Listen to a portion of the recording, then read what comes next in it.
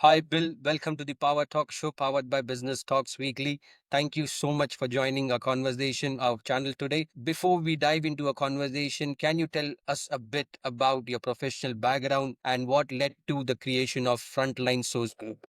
No, I appreciate it very much, Navin. Thanks for having me on. And, I think that's the question that we always look back at and you wonder, how did you stumble onto something and how did you fall into it and what led you to that direction? And for me, it was just a change. It was a change in careers. It was a time in my life when I wanted something different for myself and my family. And it was a lot of times things happen and it's a vision in many ways. And so I really had no idea what the recruiting industry was, and yet somehow I was in it, and somehow had been sucked into it, and was involved in the recruiting industry. And the next thing I know, someone said to me, "Hey, why don't you go do this?" And I thought, well, all right, let's go try something different.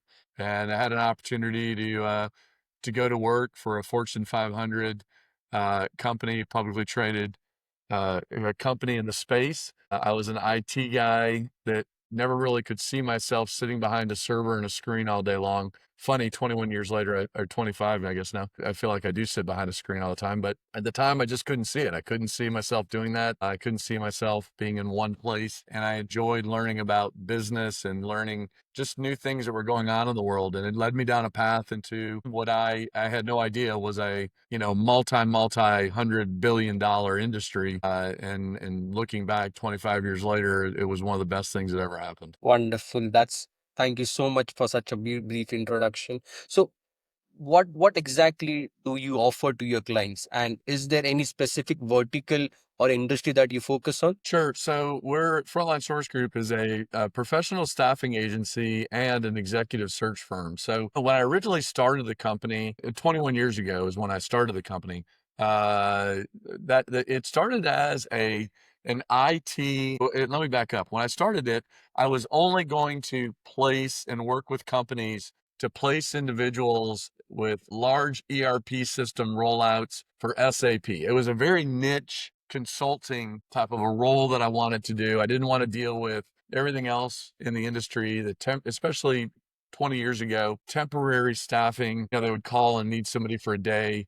That was the thing. And so I started the company as that. Now, what's funny is 21 years later, we have never placed an ERP system, SAP individual ever. And so the path that we went down was that we led the path of what the clients needed. And so that focus was really around IT when I started the company.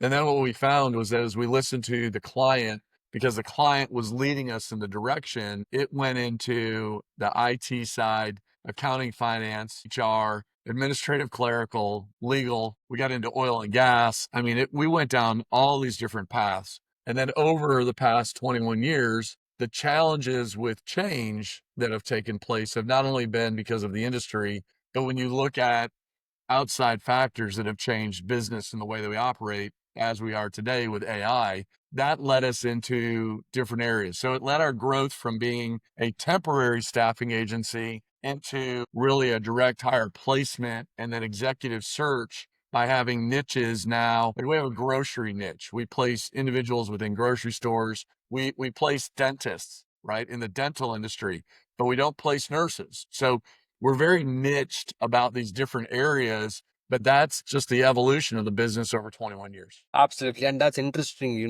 to hear from where you start and where you ended. So you mentioned, Bill, something about challenges. What are the challenges a recruitment company faces in terms of management and operation, as well as in terms of scalability? Yeah. So, I mean, if you look back over 21 years, as a world and the challenges that we've had just as people in the world, for us, the 2008 great recession, almost a depression that took place.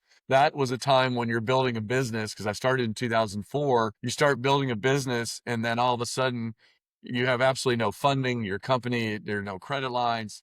I mean, there's no cash. I mean, it was a horrible time. So you go through these up and down challenges. We're headquartered in Dallas, Texas. And so, primarily for many years, our footprint was dominating the Texas market. I mean, today we're nationwide, we're all over the place. But we were so tight with the oil and gas and the energy industry that when we went through another dip 2014, 15, 16 through the oil and gas sector, that dove us down. So it was almost recessionary in many instances. But normally our industry is so strong when it comes to the talent pool backing off of direct hire companies hiring people. They then bring in contractors. So we had built the business around what we thought was a foolproof method for overcoming economic, bumps in the road. So if you went through a recession, they didn't hire directly, but they brought in contractors. But what we found was that during the Great Recession in 2008, they weren't hiring at all. And so we went through that horrible dip. And then through the oil and gas, they let everybody go. And that was horrible because it wasn't just in one state. It was Texas, Oklahoma, Colorado, North Dakota. I mean, it went all the way across the country. And then, of course, we got hit when we had a lot of hurricanes also in Texas. So those are, I mean, as we had even our floodings just recently, we go through those natural disasters that take place.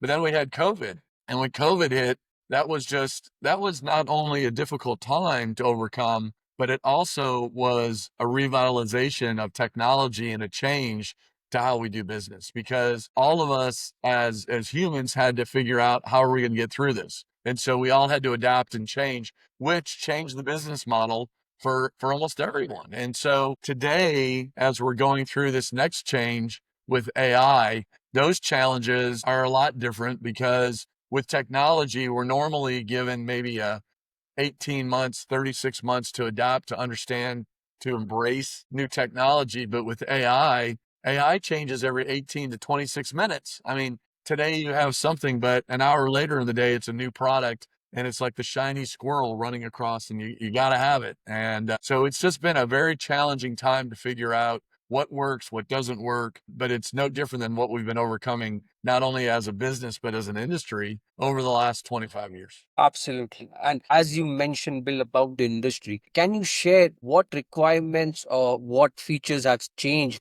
post pandemic and post AI era? Like what requirements are you getting right now? Well, I mean, everything you can imagine we're getting. Because at the end of the day, the talent pool, we used to say that, when you needed to find an individual, you would go and there was a pool of people that were out there. And then over the years, that pool has gone from a pool to more of a pond to like a bowl to a cup to a drop. There isn't a pool of talent at certain levels that you're looking for. Part of that was a transition from a wage standpoint. You used to be able to say, hey, I need I'll use an example as a receptionist in an office. I need a $10 an hour receptionist. Well, that doesn't exist anymore. That $10 an hour person is now 18 to 22 an hour. And then the business needs to look at it and go, do we really need a receptionist, or can we spend a little money on our phone system, which is now voice over IP and cloud-based, and we can integrate it with an AI product that will answer and direct phone calls. And we make a one-time investment and we have an ongoing software. The concern that people are seeing and the things that have happened after COVID, we went through that, work from home and remote, which was actually, it was great, to tell you the truth, because it really opened the eyes to people and family and daycare and cost. But the problem is that we have these buildings and structures and companies and investments that they want to see a return. My feeling, and I was very anti work from home, I gotta be honest, but over time it changes. You just can't change it overnight. And Yeah. so my feeling is that what we're going to see over the next 10 to 20 years is we're going to go back to that more. It's just going to be companies shedding their leases, changing the way a building structure is, turning it into more housing. I mean, we have a housing shortage in this world. So those buildings need to be transformed, not all of them, some of them though. And a lot of them, they've done a fantastic job, and they're beautiful places to live now, but it will come over time. So also a lot of that are generational things. These kids that grew up during COVID that were used to working at home, seeing their parents at home, they have that's their mindset of what they want to do. But we have gaps in between. So what we're in right now is a really unusual 3 to 5 years where we have individuals that went through that never really worked in an office. I mean, those kids that came right out of college worked from home, and then all of a sudden they're being told, hey, you got to come back in. And it's really giving them a lot of stress because they've never done that. The argument is get over the stress. I mean, what's the big deal? but it is because they never were introduced to that right out of college. So it's not so much about necessarily, I mean, obviously there's a lot of job change that are taking place, again, going back to AI, but that's part of the transition of our growth. That's part of our evolution. I tell the story all the time about growing up and my father coming home to the family with our first microwave oven. And this thing was so big that it took like three of us to carry it in the house, right? And we set this thing up and plugged it in and turned it on. And I remember our father telling us, this is going to change the way that we cook and the way that we even go to restaurants. We won't have to have chefs and cooks anymore because they'll just do it in the microwave. Well, I got to tell you, 45 years later, even when you go to Denny's, they may have like 10 microwaves, but they still have people cooking. And Yeah. that's really the moral of the thing, is to understand technology just embraces us and makes us better. And so the transition of jobs going away and changing, that's just part of evolution. We have to figure out what's the next thing for us as humans as we go forward. Absolutely. Bill, that's very interesting because you mentioned something about the talent pool shrinking from a pool to a pond to a pool. And, I want to understand the screening process that you undergo because in this AI world where, there might be resumes that are made from AI, how do you screen the talent better? Yeah, so that's another challenge right now because AI is, I don't want to say tricky, but it's like a 16-year-old child, you're not sure which story to believe, right? And so as you evaluate, one of the human parts of recruiting is having that conversation with people. So that's where the human touch, and I'm sure down the road at some point, AI will be so good that the human touch will be questionable, but there's still something about the gut feeling that you get. And there's still something about having a conversation with someone and asking questions that are not your normal type of quote interview questions. The skill set questions go back to evaluating and having conversations with your peers, with people that they obviously worked with, former employers, to drill down to understand, to validate as much as you can that information, because tricking people is not something new. I mean, that's something that's gone on for years and it's always going to continue. But the human touch and the human piece of it is so important. AI comes into play in that, though, in a functional manner that helps us be more efficient at what we do. So you have to, as a recruiter, as a corporate HR department, embrace it. So we've been testing and using an AI recruiter for almost 3 years. And so we were on a first generation AI recruiter. She actually made phone calls, did a pre-screen type of an interview, and it was fascinating and scary at the same time. Now, it was a complete debacle. It didn't work. She asked the wrong questions. She was ahead of her time. We currently, though, we have our AI recruiter Joy, who, I got to be honest, Joy scares the hell out of me. Joy is incredible because she makes an outreach to people the moment they come into our system and allows them to pick, when do you want to talk to me? What do you want to do? And then her interaction and inner conversation with them is key. I listened to a call a couple weeks ago where the person asked a long tail 6-part question that, Navi, I got to be honest, if she had asked me that, I couldn't have answered the question like this. And the recruiter came back and the answer was perfect. It didn't miss a beat. It had tone, it had style. And when we listened to it, I was just blown away at what it could do. The problem is it still isn't personal. And so it's only right now at a point. And again, can it get there?